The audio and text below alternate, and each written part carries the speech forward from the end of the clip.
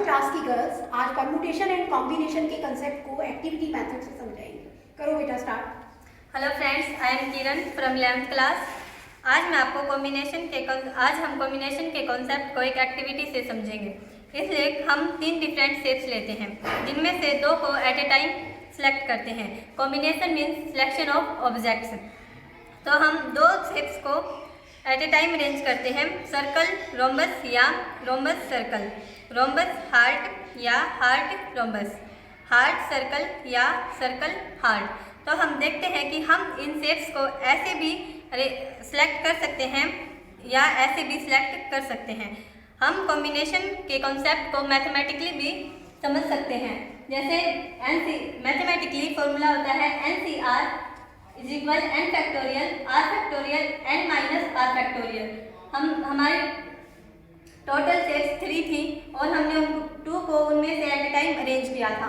तो 3 combination 2 3 factorial 2 factorial 3 minus 2 factorial, 3 multiply 2 multiply 1 2 multiply 1, 2 से 2 cancel हो जाएगा। हम देखते हैं कि हमारा कॉम्बिनेशन में एक्टिविटी से समझने पर भी 3 वेज आया था और मैथमेटिकली फॉर्मूले से भी हमारा यही आंसर आता है। आगे परमुटेशन के बारे में आपको दुर्गा समझ।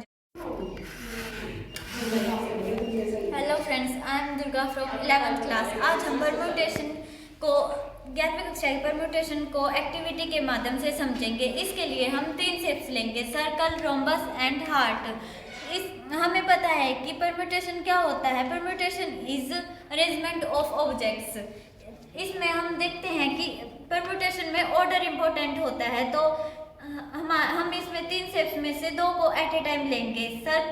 इसमें circle rhombus and rhombus circle, rhombus heart and heart rhombus, heart circle and heart circle. इसमें हमारे 6 वेज बनते हैं। इसको 1 2 3 4 5 6 और हम इसे मैथमेटिकली भी सोल्व कर सकते हैं। जैसे NPR is equal to n factorial by n minus r factorial.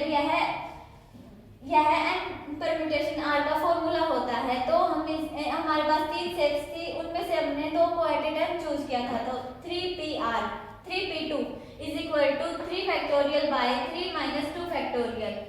अब हम 3 को खोलेंगे तो 3 इंटू 2 इंटू 1 बाय 1। अब हम 1 से 1 कट जाएगा, 3 इंटू 2 इज इक्वल टू 6। अब हम relation between permutation and combination को भी समझेंगे। NPR is equal to r factorial n combination r।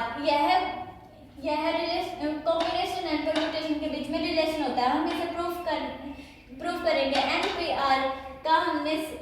NPR हमारा 6 निकला था और r फैक्टोरियल हमें पता है 2 होता है। NCR हमारा 3 निकला था। अगर हम 2 और 3 को मल्टीप्लाई करेंगे तो हमारा 6 आता है और NPR भी हमारा 6 था। इससे यह hello friends, I am Komal from 11th class. Kiran ने आपको कॉम्बिनेशन के बारे में बताया था। कॉम्बिनेशन के कंसेप्ट को 3 शेप्स के द्वारा समझाया था। वैसे ही मैं आपको कॉम्बिनेशन के कंसेप्ट को 4 शेप्स के द्वारा समझाऊंगी। इस एक्टिविटी में मैंने 4 शेप्स लिए हैं, triangle, square, circle and rhombus. In 4 shapes में से मैं 2 शेप्स को एट ए टाइम अरेंज करूंगी। जैसे कि मैंने यहाँ पे लिए हैं ट्रायंगल एंड स्क्वायर और square and triangle and then square और सर्कल, स्क्वायर और स्क्वायर, सर्कल रोम्बस और रोम्बस सर्कल, रोम्बस ट्रायंगल और ट्रायंगल रोम्बस, ट्रायंगल सर्कल और सर्कल ट्रायंगल, स्क्वायर रोम्बस और रोम्बस स्क्वायर। ठीक है, इनमें को हम इन 2 शेप्स को ऐसे भी अरेंज कर सकते हैं और ऐसे भी अरेंज कर सकते हैं। जैसे कि 1 2 3 4 5 6 इन शेप्स को हमें अरेंज करने पर हमारे टोटल 6 वेज बने हैं।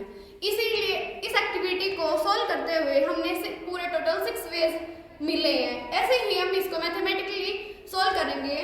तो जैसे कि आप देख सकते हो NCR formula is equal to n factorial r factorial bracket n minus r factorial. इसको हम जैसे कि सॉल्व करेंगे, 4 शेप्स को टू मैथमेटिकली फॉर्मूला हमारा NCR is equal to n factorial r factorial bracket n minus r factorial.